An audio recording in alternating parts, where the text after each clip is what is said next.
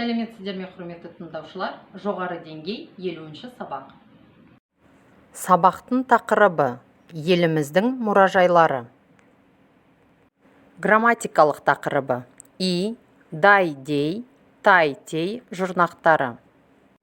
Грамматика. Ережемен танысыңыз. Есім сөздерге и және дай, дей, тай, тей жұрнақтары жалғану арқылы сын есім жасалады. Мысалы, мен әскери киім сататын дүкен іздеп жүрмін. Дүниеде қазақ тіліндей бай тіл жоқ.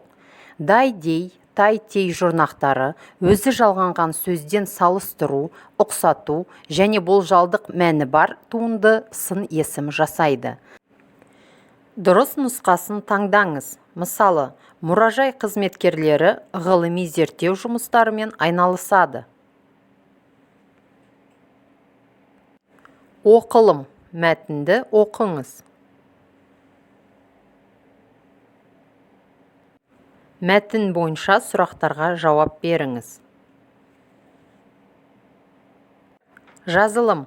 Берілген сөздерге дай, дей, тай, тей и жұрнақтарын жалғап сөйлем құрыңыз.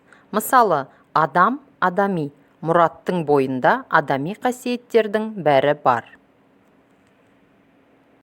Жаңа сөздермен танысыңыз. Атамекен, алақан, аспап, айқындалу, аймақтық, әлемге әйгілі, білім беру, бірлік, бабалар, бармақтай. Жаңа сөздермен сөйлемдер құрастырып жазыңыз.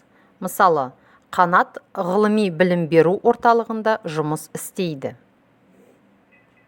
Көрсетілген сілтеме арқылы кіріп, сабақты толық орындайсыз.